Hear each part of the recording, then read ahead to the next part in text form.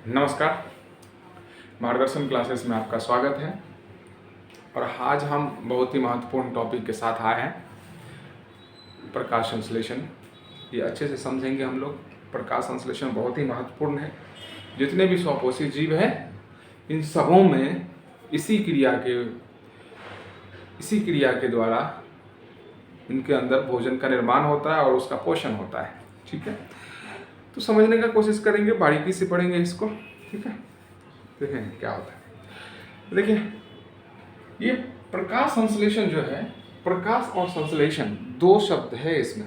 प्रकाश means सूरज का प्रकाश, ठीक है, और संश्लेषण मतलब होता है किसी चीज़ों का निर्माण करना, किसी नए चीज़ों का निर्माण करना। ठीक है, अभी क्या निर्माण हो रहा है यहाँ पे देखेंगे हम लोग। देखिए, समझेंगे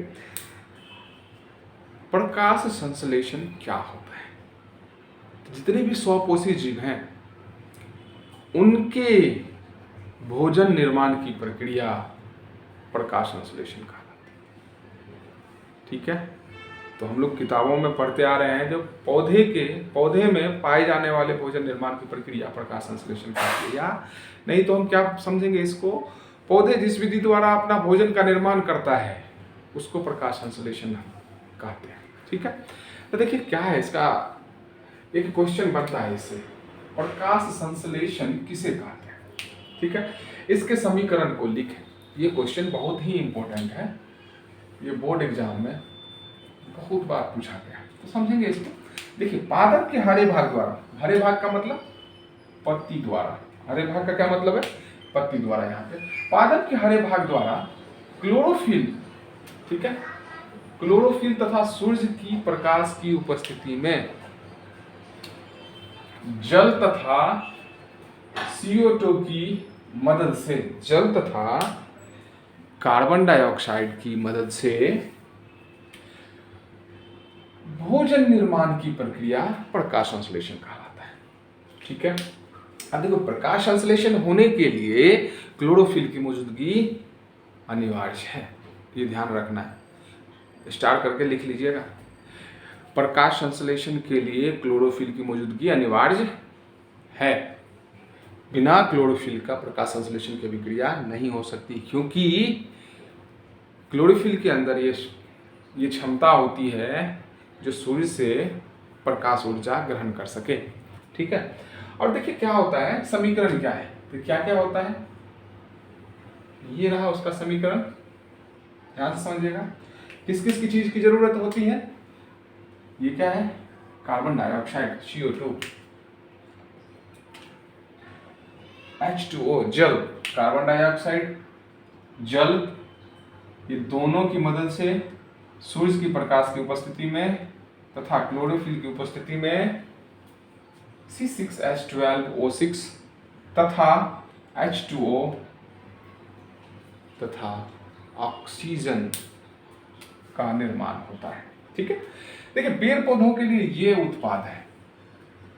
ठीक है, मतलब ये क्या है, इसको हम कार्बोहाइड्रेट या नहीं तो ग्लूकोज, ठीक है, ठीक है, ग्लूकोज। ध्यान से देखिएगा, ये तो इसका क्या हो गया, उत्पाद। ये याद रखिएगा, प्रकाश संश्लेषण अभिक्रिया के उत्पाद कार्बोहाइड्रेट होते हैं। ठीक है, पूछा जाएगा प्रकाश संश्लेषण की क्रिया का उपोत्पाद क्या है।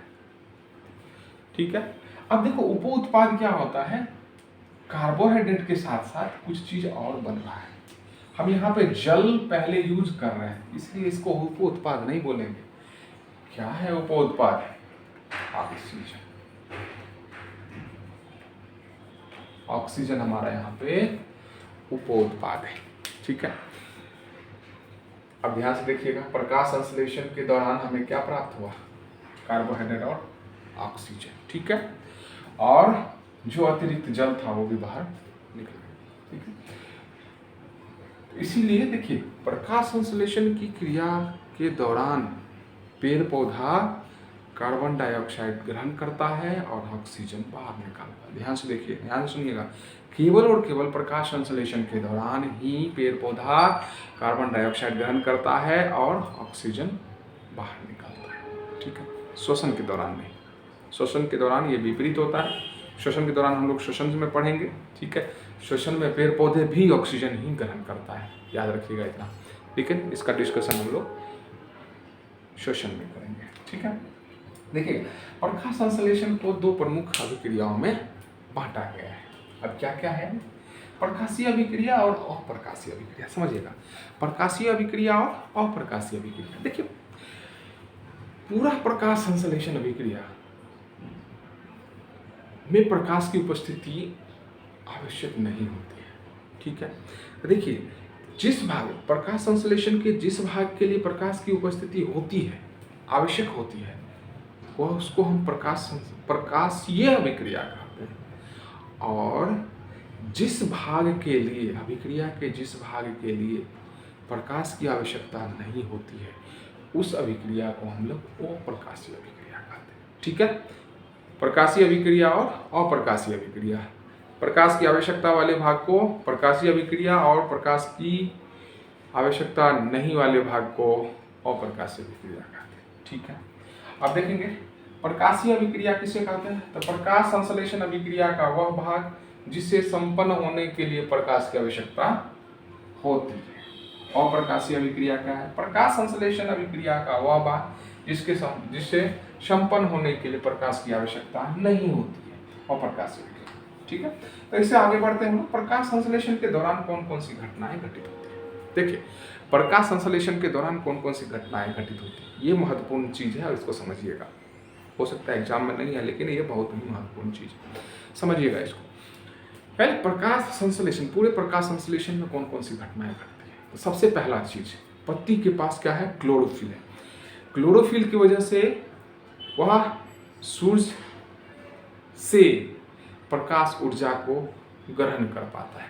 ठीक है, ग्रहण करने के बाद इस प्रकाश ऊर्जा को रासायनिक ऊर्जा में बदलता है। कौन? क्लोरोफिल प्रकाश ऊर्जा को रासायनिक ऊर्जा में परिवर्तित करता है। ठीक है, और ये रासायनिक ऊर्जा जो परिवर्तित हुआ, तो इस रासायनिक अभिक्रिया इस रासायनिक ऊर्जा के कारण जल का विखंडन होता है। ठीक है, तो जल का विखंडन होता है। तो जल का विखंडन किस किस में होता है? ऑक्सीजन और हाइड्रोजन में। किस किस में होता है? ऑक्सीजन और हाइड्रोजन में। ठीक है, और ये विखंडन के फलस्वरूप प्राप्त हाइड्रोजन, विखंडन के फलस्वरूप प्राप्त हाइड्रोजन से कार्बन डाइऑक्साइड का अभिक्रिया होता है, जिसके फलस्वरूप हमें क्या मिलता है? कार्बोहाइड्रेट का निर्माण होता है।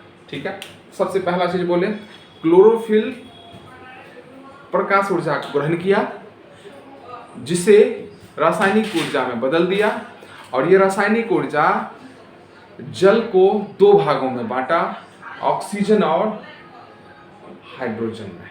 ठीक है, और ये ऑक्सीजन और हाइड्रोजन में बांटा, और इससे बटे हुए हाइड्रोजन कार्बन डाइऑक्साइड के साथ जुड़कर कार्बोहाइड्रेट बनाता है। ठीक है, जो कि पौधे अपने भोजन के रूप में ग्रहण करता है। ठीक है, यहाँ तक क्लियर है? ठीक है, आगे बढ़ते हैं ना। थोड़ा स्टार पॉइंट है, इसको लिख लीजिएगा स्टार पॉइंट को। ठीक है, क्या है स्टार पॉइंट? थोड़ा सा लिखिएगा इसको। ठीक है, प्रकाश संश्लेषण एक ऑक्सीकरण अपकरण अभिक्रिया है। प्रकाश संश्लेषण एक ऑक्सीकरण और अवकरण अभिक्रिया है। ठीक है, आगे अब समझिएगा ये स्टार पॉइंट था। अब थोड़ा सा आगे हम लोग बढ़ते हैं और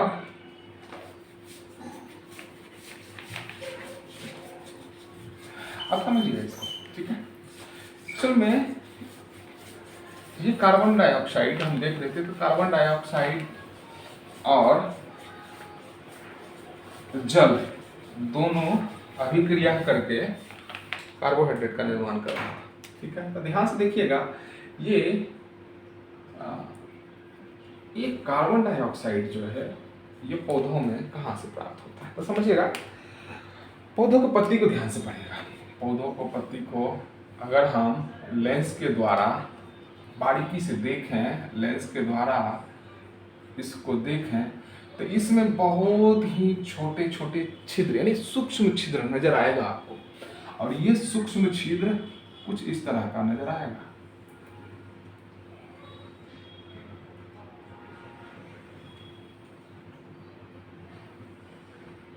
ठीक है, ये सूक्ष्म छिद्र कुछ इस तरह से नजर आएगा। लेकिन इसे क्या बोलता है, इसे क्या बोला जाता है, इसको हम बोलते हैं रंध्र। क्या बोलते हैं, रंध्र। और इसी रंध्र द्वारा CO2, पत्ती CO2 ग्रहण करता है, वायुमंडल से CO2 ग्रहण करता है। ठीक है, और आज की बात एक और चीज बताता हूं कि इसी छिद्र द्वारा या इसी रंध्र द्वारा ऑक्सीजन यानी प्रकाश संश्लेषण के फलस्वरूप बने ऑक्सीजन इसी रंध्र द्वारा बाहर निकलता है। ठीक है, और इसी रंध्र द्वारा जो एक्सेस वाटर था, जो अधिक वाटर जो हम लोग देखे थे प्रकाश संश्लेषण अभिक्रिया में, उत्पाद की तरफ जल दिख रहा था, जल के अणु था, तो वो जल के अणु वाष्प के रूप में बाहर निकलता है। ठीक है, इसी छिद्र से। तो छिद्र का कार्य भी समझ। सबसे पहले इसको पढ़ते हैं, क्या पढ़ेंगे, रंध्र। रंध्र किसे कहते हैं, रंध्र क्या होता है। ठीक है, लिखेंगे पत्तियों पर उपस्थित सूक्ष्म छिद्र को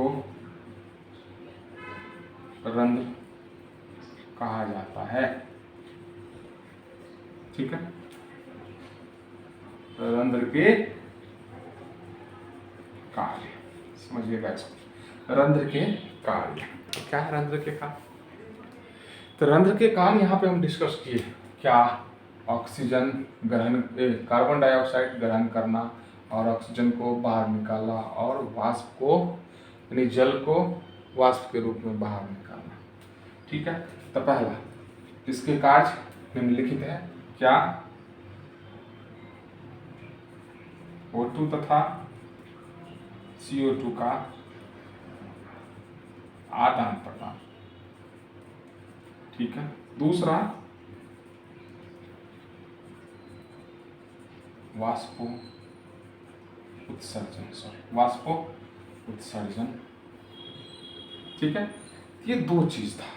क्या क्या, रंध्र के कार्य, रंध्र के दो कार्य, O2 और CO2 का आदान प्रदान, दूसरा वाष्पो उत्सर्जन यानी जल का वाष्प के रूप में उत्सर्जन।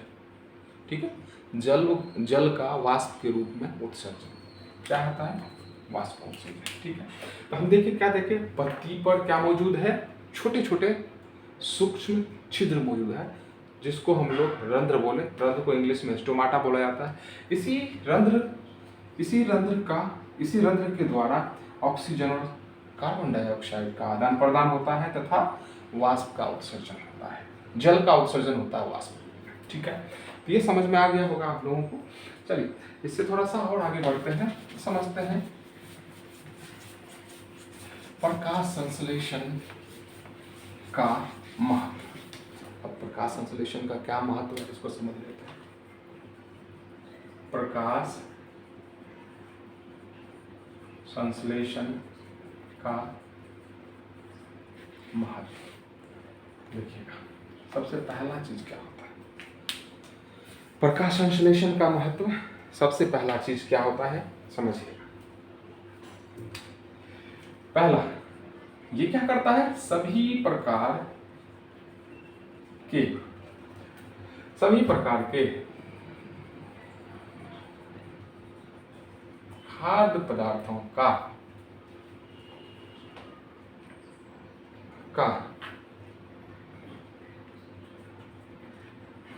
के निर्माण का प्रमुख आधार होता है, आधार है। ठीक है। दूसरा क्या बोलता है? पौधे प्रकाश संश्लेषण द्वारा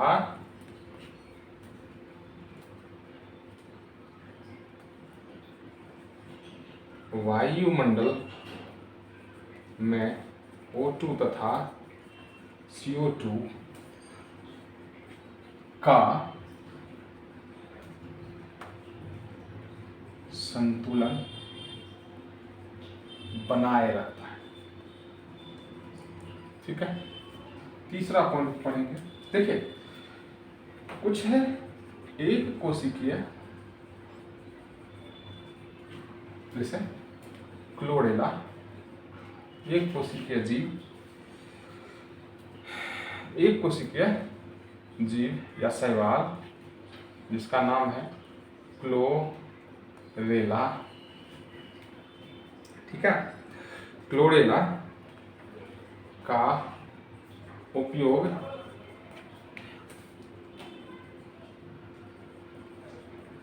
अंतरिक्ष यात्री या अंतरिक्ष यात्रा के दौरान O2 तथा भोजन के लिए करता है। ठीक है। तीसरा हो गया। चौथा पॉइंट को समझते हैं। पौधे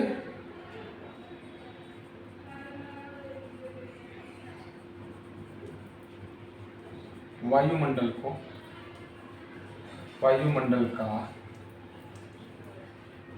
शुद्धिकरण करता है। ठीक है। प्रकाश संश्लेषण का महत्व क्या क्या है समझ लीजिएगा। सभी प्रकार के खाद्य पदार्थों के निर्माण का मुख्य आधार है प्रकाश संश्लेषण। पौधे प्रकाश संश्लेषण द्वारा वायुमंडल में O2 तथा CO2 का संतुलन बनाए रखता है। ठीक है।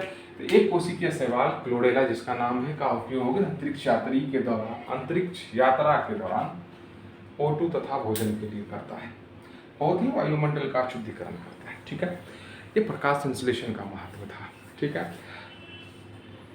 तो ध्यान से इसको अगर समझ में नहीं आया हो तो वापस इस वीडियो को शुरू से देखिएगा, आपको सारा चीज़ क्लियर हो जाएगा। ठीक है। अगर आप यहाँ तक बने हुए हैं तो चैनल को सब्सक्राइब कीजिए, लाइक कीजिए, और हम इस तरह के वीडियो अगर दोबारा लाएँ, इस तरह के वीडियो हम लाते रहेंगे आपके लिए, और लाएँ तो आपको नोटिफिकेशन मिल सके। ठीक है। धन्यवाद।